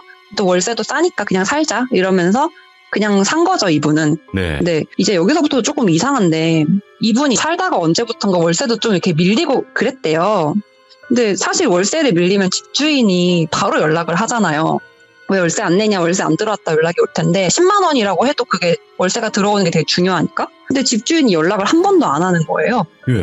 이상하죠. 왜냐면 아무리 작은 돈이어도 집주인이 득달같이 연락이 와야 되는데 안 온다는 게 너무 이상하잖아요. 근데 이분은 이상하다 생각을 안 하고 그냥 살았대요. 그래서 나중에는 그냥 보증금 이상 이미 그게 되니까 월세를 그냥 안 내고 살았대요. 좀 웃기죠.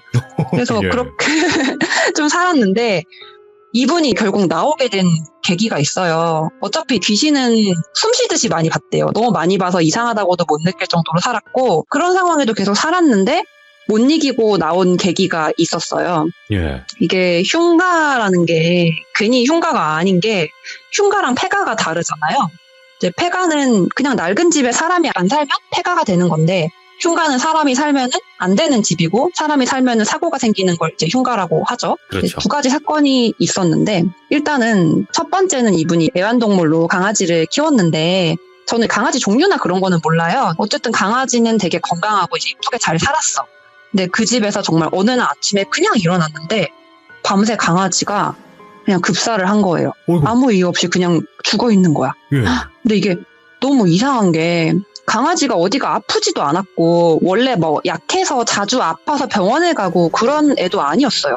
그러니까 하루아침에 정말 그냥 갑자기 죽은 거예요. 예. 그리고 이게 그냥 죽었다 뭐 있을 수 있는 일이죠. 너무 슬픈 일이지만 있을 수 있는 일로 느껴지는데 이상하게 느껴진 거는 걔가 어떻게 죽었냐면 빨래 건조대 아시죠? 스테인레스로 되어 있는 그런 일반적인 빨래 건조대 알죠. 그 밑에 깔려 죽어 있었대요. 근데 빨래 건조대가 그러니까 가벼운 건데 그 밑에 깔려서 죽어 있었대요.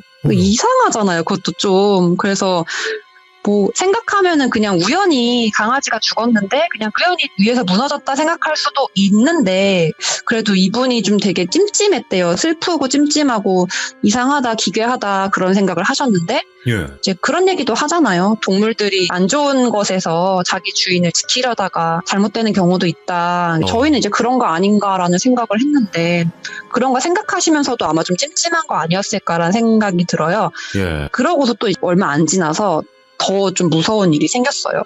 이 얘기 앞서서 제가 어떤 특정 인종을 비하하거나 나쁘게 표현하는 건 전혀 아니고요. 그냥 들은 대로 말씀을 드리는 겁니다. 오해 없으시길 바랍니다. 네. 이 오빠가 대낮에 길을 가고 있었어요. 밤도 아닙니다. 흑인 두 분이 이제 자기를 따라오더래요. 근데 이게 뭐 그냥 길 가다가 그냥 그럴 수 있는데 느낌상 뭔가 따라오는 것 같은데 이런 생각이 들어서 뭐지? 이렇게 봤어. 그런데 흑인분들도 또 피부톤 색깔 차이가 있잖아요. 조금 덜 까마신 분들이 있고 톤이 짙으신 분들이 있는데 정말 까마신 그런 분들이 자기를 이렇게 계속 쳐다보길래 처음에는 별 생각을 안 했대요. 그냥 왜 쳐다보지? 뭐지? 이러면서 그냥 길을 가는데 왜냐면 이제 따라온다고 해도 나한테 뭐 어떻게 할 거야. 나도 뭐 성인 남자고 나 운동도 한 사람이고 한데 그냥 뭐 왜 저러지? 이런 생각을 하면서 가는데 솔직히 그 사람이 따라오면은 계속 신경이 쓰이잖아요. 근데 그렇죠. 이 두 명이 계속 내가 가는 방향으로만 따라오는 거예요. 그래서 조금 무섭다 이 생각이 들었대요. 아 뭐지 좀 무섭다. 솔직히 외국인 분이 두 분이 심지어 비하는 절대 아닌데 이제 까만 분이 덩치 크신 분들이 따라오면 조금 위협을 느낄 수도 있잖아요. 그래서 네. 아 조금 무섭다 생각을 하고 약간 빨리 걷기 시작했대요. 그랬더니 그분들도 빨리 걸어서 오는 거예요. 그래서 아 이거 좀 뭐지 위험한데 좀 무서운데 생각이 들어서 좀 무서워서 후다닥 뛰기 시작했대요. 네. 그랬더니 그 두 명이 바로 뛰기 시작하는 거예요. 오, 예. 근데 이제 무서우니까 막 뛰다가 한 번씩 뒤를 돌아보는데 손에 칼을 들고 있었대요. 뭐야? 예. 아, 그리고 그 눈빛이 이게 약간 살기를 띈 그런 눈빛 있잖아요. 그래서 눈빛이 너무 무서워서 와 진짜 이게 사람이 죽을 것 같으면 이게 정말 힘이 난대요. 죽을 힘을 다해서 집으로 다다다다다 뛰어가서 진짜 깻잎 한 장 차이로 문에 쾅 닫았는데 밖에서 쾅쾅쾅쾅쾅 두드리는 거예요. 열나고 막. 근데 너무 무섭잖아요. 그래서 이분이 일단 문은 닫고 문을 잡은 상태에서 문을 잠그고 바로 경찰을 불렀대요. 근데 다행인가 이제 경찰을 부르니까 도망을 갔어요. 근데 사실은 이것도 있을 수 없는 일은 아니잖아요. 대낮이라고 해도 강도는 있을 수도 있는 거고 위협을 당할 수도 있죠. 근데 그때 이분이 느끼기에는 그 두 명 눈빛이 뭔가 홀린 것처럼 되게 무섭게 느껴졌대요. 예. 근데 저는 개인적으로 그런 걸 조금 믿거든요. 홀리고 이런 걸 좀 믿어요. 그래서 이분이 아 내가 정말 이 집에 살면은 나 진짜로 흉한 일을 당할 수도 있겠다라는 공포가 든 거예요. 그때는. 오. 그래서 이제 귀신을 그렇게 많이 봤지만 그 두 사건을 겪고 나서 이사를 나왔대요. 아 이거 안 되겠다. 아직도 그 동네에 사시는지는 모르겠어요. 뭐 솔직히 이렇게 흉흉한 일 때문에 나왔다고 해도 이분이 뭐 이 집이 그렇다고 동네방네 소문내고 그러지는 않았을 거잖아요. 네. 왜냐면 그런 이야기를 했다가 그 집이 또 다음에 임대하는데 피해주거나 그러면 안 되니까. 그리고 어차피 집주인분이 또 임대를 놓지 않을까 생각을 한 거죠. 근데 또 이상한 게 이 사건이 2010년도 뭐 그 정도니까 몇 년이 지났어요. 네. 한 6, 7년이 지났는데 그 기간 동안에 한 번도 임대가 안 나가는 거예요. 그 집. 그냥 빈집으로 있는 거예요. 오. 그래서 이제 이 이야기를 해주신 연세 청한마 오라버니가 그 흉가에서 멀지 않은 곳에서 하는 가게도 하나 있어요. 그래서 장난기가 되게 많으신 분이라 손님들한테 한 번씩 흉가 체험하실래요? 이러면서 장난기 있게 그 집을 보여주거나 데려가고 한 거예요. 그리고 뭐 그 집에 가도 이분은 뭐 아무 일도 없었고 손님들도 그냥 그렇구나 구경만 하고 이제 아무 일도 없었다고 해요. 그래서 흉가 투어처럼 가끔씩 놀러 가고 그랬대요. 몇 년간. 문도 열려 있고. 네. 그런데 중간에 한번 좀 특이한 손님이 오신 거예요. 이분 같은 경우에는 여자분이신데 저는 본 적이 없어요. 근데 원래부터 좀 눈이 트였다고 하죠. 귀신을 보실 수 있는 분이래요. 명문대를 나오신 좀 예술 쪽을 이제 하시는 분이신데 장난으로 이 오라버니가 귀신 볼 수 있다고 하니까 우리 가게에도 귀신 있냐 이러면서 장난치고 노는 그런 손님이었대요. 그러면은 오빠네 가게에는 뭐 귀신 없어 괜찮아 이러면서 그냥 노는 사이였는데 한 번은 이 오빠가 그러면은 여기 근처에 흉가 있는데 가볼래?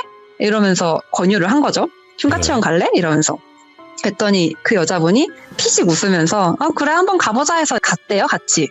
그런데 그 가게에서 흉가까지 멀진 않아요. 걸어서 몇 분만 가면 되는데 그때까지는 흉가 문이 항상 열려 있었대요. 그래서 문을 열고 그 오빠가 안에 들어가서 뭐 어때 여기 귀신 많아? 이러면서 막 장난스럽게 얘기를 한 거예요. 근데 이제 그 집에는 그 이후에 한 번도 세입자가 없었으니까 앞서 살던 그 후배가 갖고 있던 그 세간살이 같은 것들도 굴러다니고 막 대충 있었대요. 뭐 네. 버리고 가는 물건들 있잖아요. 근데 이것도 좀 이상하죠. 이게 그거를 아무도 청소를 하거나 그 집을 몇 년간 아무도 돌보지 않고 문도 열려 있고 그런 거죠. 근데 여자분이 이제 오빠가 장난스럽게 안에서 막 들어올래? 뭐 할래? 막 이러는데 표정이 싹 굳어가지고 밖에서 들어오지 않고 서 있었대요. 그냥. 그러면서 오빠 나와요 이러더래. 나와요. 근데 이 오빠는 좀 장난기가 있고 겁이 없는 사람이잖아요. 그래서 왜 여기 귀신이 진짜 많아? 한번 들어와 봐 이러면서 장난을 계속 쳤는데 이분이 끝까지 안 들어오고 밖에 서서 팔짱을 끼고 오빠 그냥 빨리 나와요 이러더래. 그래서 이분이 이거 좀 장난 아닌 것 같다라는 생각이 들어서 밖에 나왔대요. 근데 밖에 나오니까 나오자마자 이 여자분이 말 한마디 안 하고 문을 쾅 닫는 거예요. 쾅 닫고 이제 가자 이래서 왜 얘기 좀 해봐 진짜 귀신 많아? 빨리 얘기해줘 이렇게 장난을 치니까 오빠 일단은 아무 얘기도 하지 말고 가게로 가자. 가게 가서 얘기해 하고서 가는 동안 한마디도 안 하고 가게로 돌아갔대요. 그래서 가게로 가서도 한참 얘기를 안 하셔서 아까 왜 그랬냐 진짜 뭐 귀신이 많냐 뭐 얘기해달라 이렇게 하니까 그분이 한숨을 푹 쉬면서 거기는 귀신이 많은 정도가 아니라 정말 득시글득시글하다. 그 집에 들어가는 것만으로도 정말 너무 안 좋으니까 이제 거기 들어가지 마라 이렇게 얘기를 하더래요. 사실 이 여자분 말씀에 따르면 귀신이 어디에나 있대요. 그리고 거의 대부분의 귀신은 그냥 해가 없대요. 근데 그 집에 있는 귀신은 정말 드물게 기운이 정말 안 좋고 뭔가를 이렇게 해하려는 마음이 굉장히 강해 보였기 때문에 거기에 자기는 들어갈 수 없었고 거기에 그런 게 없는 분들이 그냥 들어가도 운 나빠진다고 그러니까 들어가지 말아라 이렇게 충고를 하셨대요. 그래서 그 오빠가 그렇냐고 알겠다고 하면서 이제 그게 몇 년 전이에요. 이 얘기를 한 것도 한 3, 4년 전이고 그 이후에 얼마 안 지나서 그 집에 또 지나가는데 문이 잠겨 있었대요. 이제 그 오빠는 지나가다 한 번씩 문도 열어봤대요. 좀 특이하죠? 그래서 언제부턴지는 모르겠는데 그냥 그 집 문이 잠겨 있어서 잠겨 있네 이러고 뭐 이제 관리를 하나? 이렇게 생각을 한 거예요. 이 얘기가 거의 최근까지 왔는데 최근에 좀 추가된 얘기예요. 이거는 귀신 얘기가 뭐 더 있고 이런 건 아닌데 좀 이상한 얘기가 있어서 이제 이 오빠가 귀신이 나오지는 않지만 이게 흉가라는 걸 알고 있고 자기는 그게 무섭지가 않잖아요. 그래서 저기에다가 진짜 귀신이 나오는 귀신의 집 같은 거 하면 어떨까 뭐 이런 장난을 친 거죠. 아니면 여기다가 무슨 사업하면 잘 되지 않을까? 시끄러워도 되니까 뭐 노는 공간 같은 걸 만들어 볼까? 저는 참 생각하기 어려운 발상인데 워낙에 저렴하고 시끄럽게 놀 수 있는 데가 많지가 않으니까 그런 식으로 접근을 좀 하신 거예요. 그래서 이분 같은 경우에는 동네에 아는 분도 워낙에 많잖아요. 돌비 동네가 동네 같은 곳인 게 요즘에는 이웃들이 뭐 어디에 사는지 뭐 하는 사람인지 그런 걸 전혀 모르잖아요. 근데 이 돌비 동네 같은 경우에는 사람들끼리 좀 길 가다가도 뭐 김 사장님 하면서 인사를 하고 그런 좀 정감 있는 그런 동네예요. 그래서 아는 부동산 사장님들도 많으니까 가장 근처에 있는 부동산에 가본 거예요. 원래 아시는 분이고 또 이분이 모르는 사람이라도 친해져서 금방 말도 잘 거는 그런 스타일이에요. 그래서 저기 밑에 있는 그 집 비어있는 원룸 뭐 매물 나온 거 있냐 하면서 물어봤대요. 근데 사실 부동산 하시는 분들은 자기 매물이 아니거나 모르는 매물이라도 보통은 그 매물에 대해서 뭔가 이야기를 해주시잖아요. 거기 뭐 월세 뭐 얼마 정도면 되겠죠 이런 식으로 뭐 알아봐 주신다던가 이래야 되는데 어쨌든 여기는 낙후된 동네다 보니까 월세를 안 주고 내비두시는 집들도 있기는 있어요. 근데 부동산에서 이 오빠 눈을 피하는 거야. 그러면서 저 그런진 몰라요 이러시더래요. 근데 원래 아는 사장님인데 나한테 이렇게 말하는 게 좀 이상하잖아요. 그래서 아니 거기 뭐 빈집이고 한데 뭐 아시는 거 없으세요? 했는데 두 번째로 또 저 그런지 몰라요 이러면서 그 이야기를 굉장히 피하는 느낌을 받았대요. 근데 이 오라버니는 또 연세 창업마잖아요. 포기하지 않고 두 번째 부동산을 가본 거예요. 그래서 두 번째 부동산에 똑같이 물어봤대요. 번지수랑 이런 거 말하면서 거기 뭐 월세 그런 거 나온 거 없냐.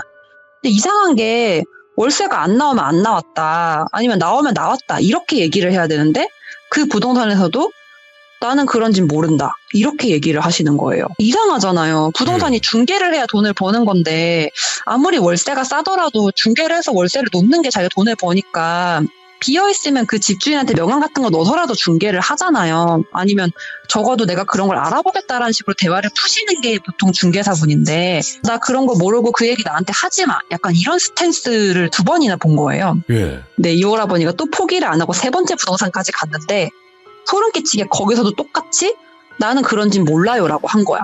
예. 이게 되게 최근에 들은 얘기예요. 그래서 이상하잖아요. 왜 중개를 안 해? 그리고 또 하나 이상한 점이 이 동네가 오래된 동네다 보니까 길에 고양이들이 엄청 많아요. 네. 길냥이들이 길에도 많이 돌아다니고 쓰레기 봉투 같은 것도 좀 뜯고 약간 그런 게 있잖아요. 그러다 보니까 뭐 좋아하시는 분도 있고 싫어하시는 분도 있고 저는 뭐 고양이 되게 좋아하기는 하는데 어쨌든 주민들이 느끼기엔 좀 싫을 수도 있죠. 그래서 고양이들이 좀 길을 더럽히거나 그런 일들이 되게 잦은 동네인데 이상하게 그 길 앞에는 진짜 고양이 한 마리가 절대로 안 지나간다는 거예요. 그 오라버니가.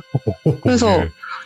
아니 근데 이상하잖아요. 그냥 길이고 거기는 정말 고양이가 진짜 많은 동네인데 한 마리도 안 지나가고 그냥 조용해요.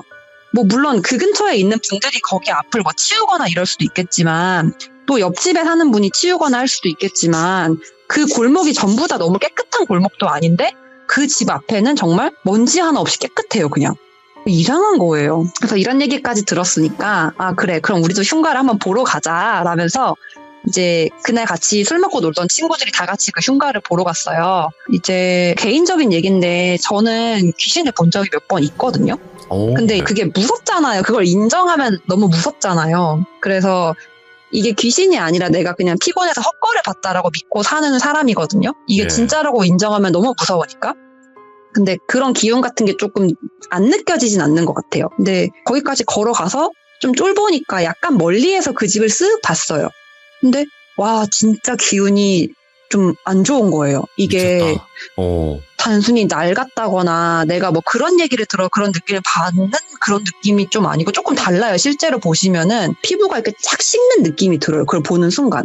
그리고 사실 그 옆집도 컨디션이 거의 똑같아요. 그 옆집도 다 낡았고 그 옆집도 다 되게 오래된 집들밖에 없는데 그런 집들 봤을 때는 그런 느낌이 안 들어요. 그래서 어쨌든 간에 그 집 더 앞까지 가볼래? 이렇게 하는데 저는 그 근처에 가는 것만으로 별로 좋지가 않겠다는 느낌이 되게 들었어요. 그래서 가지 말자. 저기 앞에 그냥 가도 별로 좋은 일 없을 것 같다. 이래서 이렇게 보고 왔었어요.